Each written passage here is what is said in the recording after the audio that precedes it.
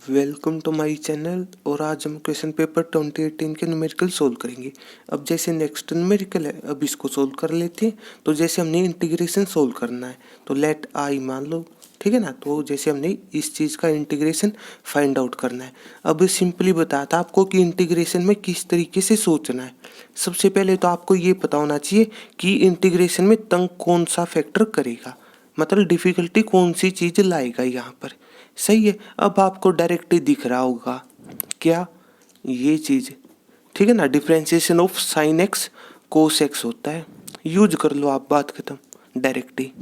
सही है। एक काम की बात है, पुट हमेशा जब भी आप पुट करो, ठीक है ना, हमेशा मतलब मैक्सिमम 99% चांस रहेंगे कि नीचे वाले को मतलब डेनोमिनेटर को पुट किया जाता है। ये स्पेशल बात आपको पता होनी चाहिए। सही है। काम की चीज़ है, ये पता होना चाहिए, ठीक है ना। ताकि ऊपर वाला मतलब जैसे आपने पुट टी की टर्म में किया है, तो ताकि ऊपर वाला डी टी बन जाए, अगर टी के हिसाब से सोच रहे हो तो इस तरीके से ये ट्रिक। हाँ, इसमें कुछ कमी भी होती है, पता है क्या है। जैसे ऊपर वाला भी पुट हो सकता है, वो इनटू में समथिंग होना चाहिए, फिर वो उसके हिसाब से चीज़ होती है ये। अदरवाइज तो सिंपली ये याद रख लो आप, अगर सिंपल न्यूमेरिकल है तो। और +2 में सिंपल न्यूमेरिकल ही आते हैं।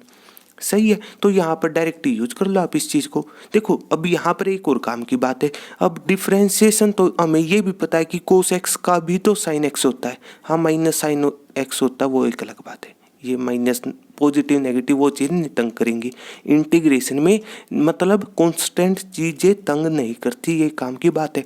अब आपको ये कांस्टेंट हो सकता है किसी को इस तरीके से नज़र आ गया होगा, डिपेंड करता है आपके ऊपर।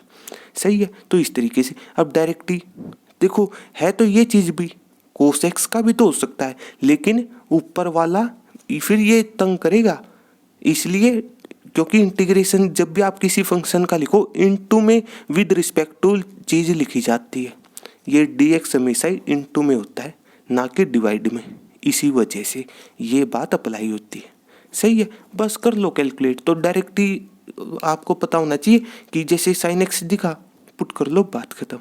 हाँ, एक ट्रिक आप याद रख लेना, कौन सी, जब भी ट्रिग्नोमेट्री का कोई भी न्यूमेरिकल हो ना, ट्रिग्नोमेट्री का हमेशा ही एक बात का ध्यान रखना है कि ये चीज़ बराबर हो, एंगल इक्वल होने चाहिए जितनी भी ट्रिग्नोमेट्री रेशो। सही है। एंगल बराबर है, तो इस तरीके से। सही है। अगर ना हो तो फिर उसके हिसाब से सोचना होता है। सबसे पहले ये चीज़ चेक होती है, फिर ये छोटी छोटी बातें चलेंगी। कर ले हम कैलकुलेट, ठीक है ना। अब न्यूमेरिकल के लिए वही अल्टरनेट चॉइस का यहाँ पर कोई फ़ायदा नहीं, क्यों नहीं है, ना कोई फॉर्मूला बन रहा, ठीक है ना। तो इस चीज़ का सिंपली ये मतलब था, मान लो इस फैक्टर की जगह कभी आपके पास ये न्यूमेरिकल हो, मतलब हो सकता है, ठीक है ना। फिर आपको ये पढ़ लेना उसको, a² - b²। सही है। वो प्रॉपर्टी यूज कर लेना, वो डिपेंड करता है न्यूमेरिकल के हिसाब से। तो यहाँ पर कोई फ़ायदा है नहीं, तो डायरेक्ट ही सोल्व कर लो आप। तो यहीं पर पुट कर लो, किसको, नीचे वाले को, मतलब साइन एक्स को पुट कर दो। सही है। टी के हिसाब से पुट कर लो या फिर जेड, वो आपके ऊपर है। अगला काम डिफ्रेंशिएशन, तो differentiation with respect to X लिखना चाहो तो लिख सकते हो, ठीक है ना। तो differentiating with respect to X, तो कितना हो जाएगा, साइन एक्स का वही कोस एक्स, ठीक है ना। और फिर टी का डी टी डिवाइड वाला डी एक्स इंटू में लिख लो, तो इस तरीके से। सही है। अब हमने इंटीग्रेशन किसका फाइंड आउट करना है, अब सारा रिजल्ट नए वेरिएबल के हिसाब से आ जाना चाहिए। सही है। तो जैसे कहने का मतलब है कुछ इस तरीके से कि इंटीग्रेशन फाइंड आउट करना हमने, टू तो था, ठीक है ना, cos x into D x, ये चीज़ बन चुकी है डी टी। तो इंटू में लिखना चाहो कहीं पर भी लिख लो अब आप, और नीचे बन जाएगा 1 माइनस साइन एक्स को टी पुट किया था। सही है। और एक बार यहाँ पर 1 प्लस साइन एक्स को टी पुट किया, ये साइन एक्स का होल स्क्वायर है। सही है। तो 1 प्लस टी का होल स्क्वायर हो जाएगा, बात खत्म। यहाँ पर इस स्टेप में एक बात याद रख लेना आप, पुट करने के बाद जो अगला स्टेप आए ना, मतलब नया फंक्शन आए, सारे के सारा नए वेरिएबल के हिसाब से आना चाहिए, नए वेरिएबल की टर्म में, जैसे टी में आना चाहिए, मतलब पहले वाला कहीं पर भी नज़र ना आ जाए। इस बात का ये मतलब हुआ कि यहाँ पर एक्स नज़र नहीं आना चाहिए, इसमें ये चीज़ काम की है, ठीक है ना। एक्स कहीं पर भी नज़र नहीं आना चाहिए, और आ जाए तो जहाँ से पुट किया आपने वहीं से एक्स निकाल लेना, यहाँ पर नहीं निकलेगा। फिर भी ये छोटी छोटी बातें आपको पता होनी चाहिए। सही है, तो इस तरीके से। अब इसके बाद हाँ, अब यहाँ पर अगर कोई मतलब अल्टरनेट चॉइस बनाना चाहता है बना लो। मतलब देखो, अब हो सकता है, देखो यहाँ पर डायरेक्ट हो सकता है कोई पार्शियल फ्रैक्शन अप्लाई करना चाहता हो। एक तरीका तो ये रहेगा, यहाँ के बाद वाला सॉल्यूशन एक तरीका तो ये हो जाएगा। अब ऊपर वाला 2 नीचे वाले को देख करके हम इसको इस तरीके से लिख सकते हैं। नीचे वाला फैक्टर बताएगा हमें कि ऊपर क्या करना है। ये काम की बात है इंटीग्रेशन में, ठीक है ना। तो बस इसके बाद सही है। अब इसके बाद देख लो, जैसे -t है या फिर प्लस का t² ऐड माइनस कर सकते हैं आप। हाँ, सिंपल आपके ऊपर ये मतलब कौन सी चीज़ आपने यूज करनी है, तो इस तरीके से लिख सकते हैं। सही है। याद रखना, जिसके रिस्पेक्ट में आप कर रहे हो उससे मल्टीप्लाई डिवाइड नहीं कर सकते हम कि ये किसी ने t से मल्टीप्लाई डिवाइड कर दिया, ठीक है। हाँ, करना चाहो तो उसी को, जैसे मान लो आपने t के हिसाब से सोच रही है यहाँ पर, ठीक है ना, t में आया है नया फंक्शन इस वजह से।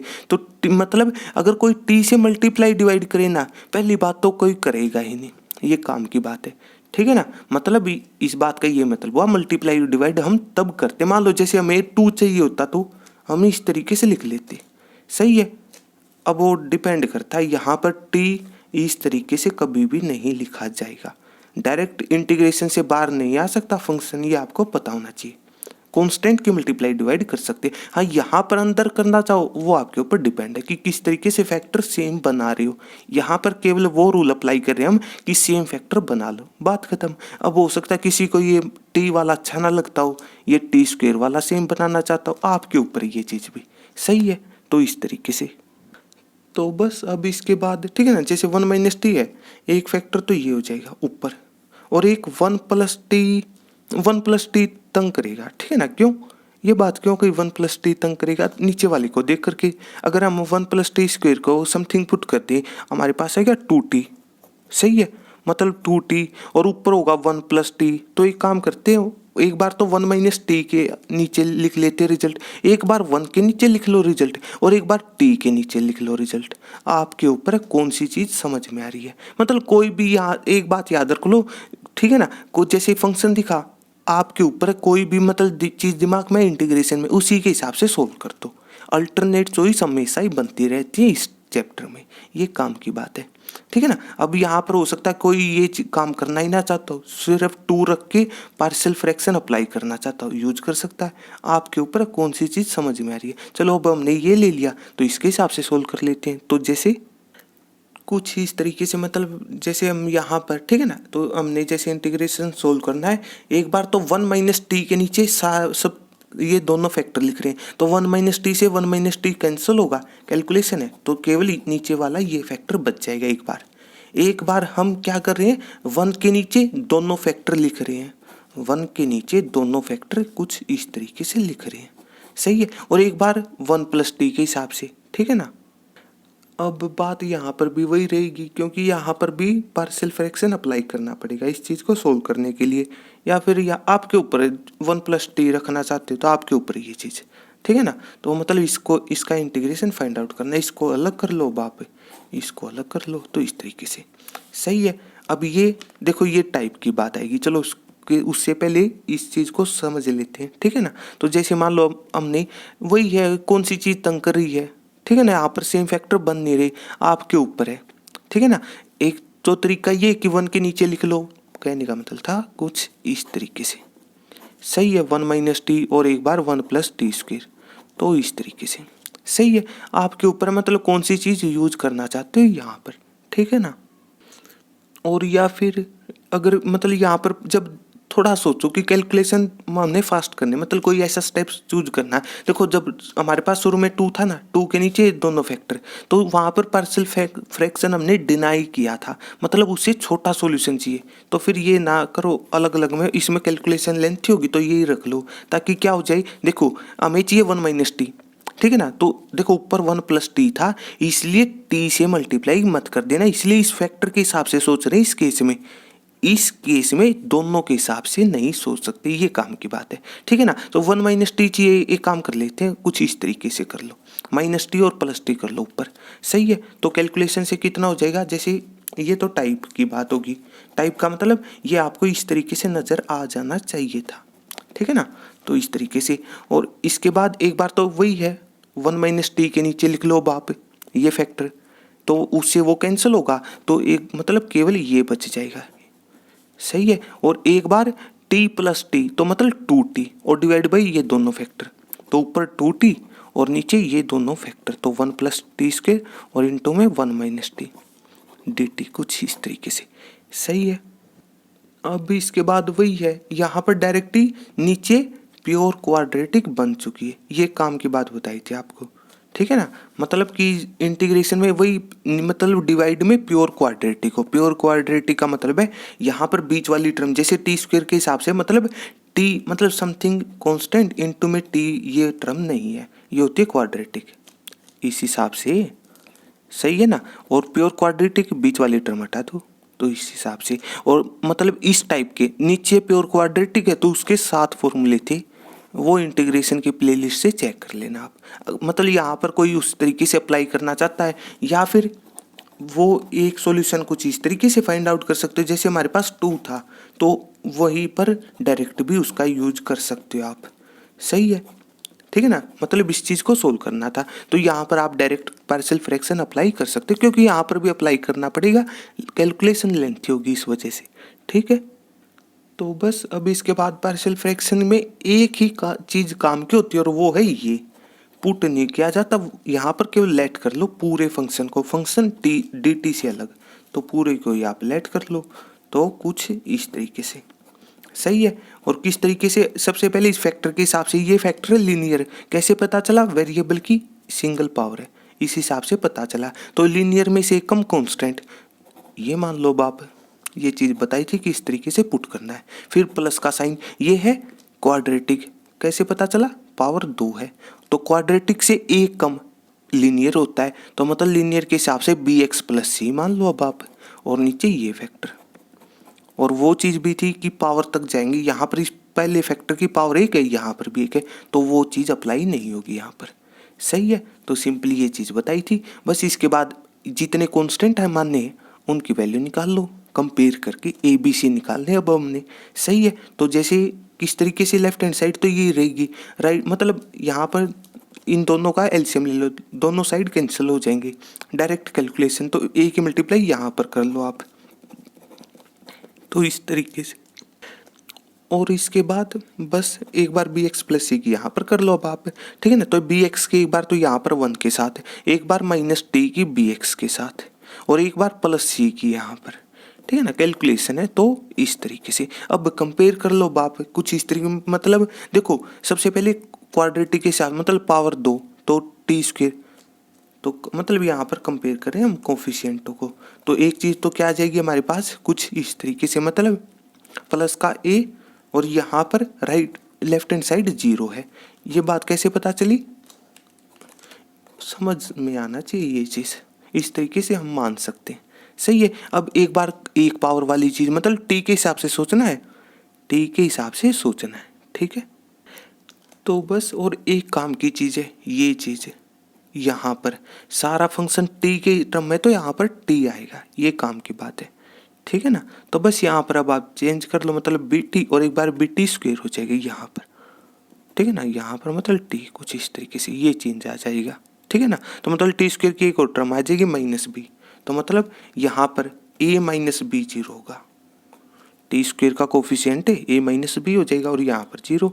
इसी तरीके से पावर 1 तो मतलब b - c, पावर 1 का ये मतलब है यहाँ पर, तो b - c left hand side में 0 है, इस तरीके से सोच सकते हो आप, सही है। तो b - 0 हो जाएगा एक बार, और एक बार कांस्टेंट टर्म, तो मतलब a+c, तो a+c कांस्टेंट है यहाँ पर, और वो है प्लस का 2, कंपेयर करना है सिंपली, तो निकाल लो, जहाँ से वैल्यू निकाल सकते हो आसान से, जो भी मेथड यूज करना चाहते हो, जिसकी वैल्यू कहीं से पुट कर लो, तो b की वैल्यू यहाँ से हो जाएगी c के बराबर, यहाँ से a की वैल्यू हो जाएगी b के बराबर, तो तीनों बराबर हैं सिंपली, सही है, ठीक है ना। बस यहाँ पर मतलब एक को पुट कर लो, तो जैसे मान लो a की तीनों आपस में बराबर, मतलब c+c 2c = 2, तो मतलब 1 रिजल्ट आ जाएंगे इनके, कहने का ये मतलब, तो इस तरीके से, ठीक है। तो अब जैसे बी सी की वैल्यू 1 1 आ चुकी है, तो हमने जैसे इंटीग्रेशन फाइंड आउट करना है, सारे फंक्शन को हमने ये चीज़ मानी थी, तो मतलब वैल्यू पुट कर दो। आप इंटीग्रेशन फाइंड आउट करना, ए की वैल्यू 1 थी, जो जो वैल्यू आई है पुट कर दो, प्लस का साइन, फिर यहाँ पर बी की वैल्यू भी 1 है तो 1 इंटू टी, फिर प्लस का सी की वैल्यू 1 थी, तो इस तरीके से कैलकुलेशन है सिंपली। तो इस चीज़ की मतलब इसको आप अलग अलग इस तरीके से लिख सकते हो, आपके ऊपर ये चीज़, ठीक है ना। तो अब इसके बाद अब आपके ऊपर देखो, यहाँ पर एक टाइप हो सकती है, और वो है कौन सी, कि लीनियर और डिवाइड में क्वाड्रेटिक। और उस चीज़ को सोल्व करने के लिए सबसे पहले मतलब इस तरीके से, तो इसको सोल्व करते हम देखो, ये क्विक रिवीजन की जो प्लेलिस्ट है इंटीग्रेशन वाली, वहाँ पर चेक कर लेना, ये टाइप बताई थी कि किस तरीके से सोल्व करते हैं इस चीज़ को। सबसे पहले ऊपर वाला लीनियर हटाओ, फिर नीचे वाला चेक करो कि क्वाड्रेटिक, या फिर जैसे यहाँ पर तो शुरू में ही प्योर क्वाड्रेटिक है, बीच वाली टर्म नहीं है, इसलिए पता चली ये चीज़। और फिर इसके डिवाइड में वही 7 फॉर्मूले अप्लाई होंगे, उनमें से कौन सा वाला चेक कर लेना। या फिर एक आसान तरीका क्या है, अलग अलग कर लो बाप यहाँ पर, तो इस तरीके से, ठीक है ना। तो कितना हो जाएगा यहाँ पर, तो डिवाइड में लीनियर क्या बताया था, डायरेक्ट लॉग अप्लाई कर दो, तो और नीचे वाला एज इट इज, तो इस तरीके से सही है। इसके बाद ठीक है ना, अब यहाँ पर एक काम कर लेते, नीचे वाले को अगर हम पुट करें तो डिफरेंशिएशन आएगा 2t, पूरे कोई जेड मान लो ना। सिंपली यहाँ पर सोचने का तरीका, लिखना चाहते हो लिख लो यहाँ पर कि पुट कर लो नीचे वाले को डायरेक्ट ही, तो नए के हिसाब से एक्स में नहीं पुट कर सकते, जेड के हिसाब से पुट कर लो, तो वही अगला काम डिफरेंशिएशन विद रिस्पेक्ट टू यहाँ पर टी होगा, सारा फंक्शन टी में, इस वजह से, ठीक है ना। तो मतलब 1 का 0, टी स्क्वायर का पावर रूल से पावर आगे पावर में एक कम, वो वाली चीज़, तो 2t, और जेड का डी जेड डिवाइड वाला डी टी यहाँ पर, तो इस तरीके से मतलब 2t होना चाहिए सिंपली। तो इस तरीके से कांस्टेंट से मल्टीप्लाई डिवाइड कर सकते, ये पता होना चाहिए। तो कितना हो जाएगा 1/2, और 2t इंटू डी टी वो है डी जेड, तो ऊपर डी जेड और नीचे वाले को जेड पुट किया, मतलब डिवाइड में लीनियर हो जाएगा, तो मतलब वही लॉग अप्लाई कर देना, लॉग ऑफ जेड आएगा आंसर, और जेड बाद में पुट कर देना, क्यों, क्योंकि उधार वाली चीज़ है इस वजह से, तो ये कैलकुलेशन आ जाएगी, ठीक है ना। अब इसके बाद और इसका डिफ्रेंसिएशन उन 7 में से एक ये था कि 1/, अब आपके ऊपर ये किस तरीके से नजर आ रहा है, फॉर्मूला ये था a² + x² के हिसाब से, सही है। तो यहाँ पर डायरेक्टली टेंजेंट इनवर्स में, मतलब हमें पता है 1/1 + t², जैसे टेंजेंट इनवर्स x का डिफ्रेंसिएशन होता है, यहाँ पर t के हिसाब से सोच लो, टेंजेंट इनवर्स t का डिफ्रेंसिएशन ये होता है 1/1 + t², सही है। तो और डिफरेंस इंटीग्रेशन क्या है, एंटी डेरिवेटिव, मतलब उसका अपोजिट, तो मतलब सिंपली यहाँ पर इसका टेंजेंट इनवर्स हो जाएगा, तो लिख लो यहाँ पर डायरेक्टली, तो कुछ इस तरीके से, सही है, टेंजेंट इनवर्स टी, तो इस तरीके से सही है। और प्लस का सी लिख लेना कांस्टेंट टर्मों के लिए, ये सी और जो हमने वो बी एक्स प्लस सी माना था, वो ये चीज़ अलग अलग है। हाँ, किसी कोई कंफ्यूज हो रहा है, सी डैश मान सकता है, डी मान सकते हो, आपके ऊपर होती है ये चीज़। लेकिन यहाँ पर इस आंसर में एक कमी है, कौन सी, क्या बताया था कि मतलब एक्स के कोफिशिएंट से डिवाइड करना मत भूलना, यहाँ पर वो चीज़ टी में कन्वर्ट हो रही है, तो टी का कोफिशिएंट -1 है, तो यहाँ पर -1 से डिवाइड करना मत भूलना, मतलब एक्चुअल में तो ये चीज़ है। हाँ, इसको हम डायरेक्ट ये लिख सकते हैं, वो एक अलग बात है, ये माइनस साइन कहाँ से आया ये बात भी बताई थी आपको, तो इस तरीके से। और ये आंसर थोड़ी ना आएगा, फंक्शन जब हमारा एक्स के हिसाब से था तो आंसर भी एक्स में आना चाहिए, मतलब पुट का मतलब उधार की चीज़ें वापस करनी पड़ी, जैसे यहाँ पर जेड में आना था आंसर, लॉग जेड आना था, यहाँ पर वापस की थी, तो सेम बात यहाँ पर, तो माइनस ऑफ लॉग ऑफ, तो 1 - t साइन एक्स पुट किया था हमने, तो बस मतलब टी की जगह आप बाद में साइन एक्स पुट कर देना, तो लॉग ऑफ 1 प्लस मतलब साइन एक्स का होल स्क्वायर या फिर साइन स्क्वायर एक्स लिख लो, तो इस तरीके से, और प्लस का टेंजेंट इनवर्स ऑफ, ठीक है ना, सिंपली साइन एक्स, तो इस तरीके से। अब आपके ऊपर ही सी डैश लिखना चाहते हो या फिर डी या फिर एज सी ही रखना चाहते हो, वो आपके ऊपर है, तो केवल कैलकुलेशन थी, सही है। हाँ, यहाँ पर ये चीज़ हो चुकी है डिस्कस, ठीक है ना, यहाँ पर कि 2 से मल्टीप्लाई आसान स्टेप होता है, इस वजह से ये बात पता होनी चाहिए कि कौन किसका डिफ्रेंसिएशन है, इस वजह से पुट कर ली डायरेक्ट बात, बस कैलकुलेशन है। इसी तरीके से हम नेक्स्ट न्यूमेरिकल सोल्व कर लेंगे बेसिक कंसेप्ट अप्लाई करके। तो अगर आपको मेरी वीडियो अच्छी लगी तो इसको लाइक कीजिए, अपने दोस्तों के साथ शेयर कीजिए और मेरे चैनल को सब्सक्राइब कीजिए। तब तक के लिए थैंक यू।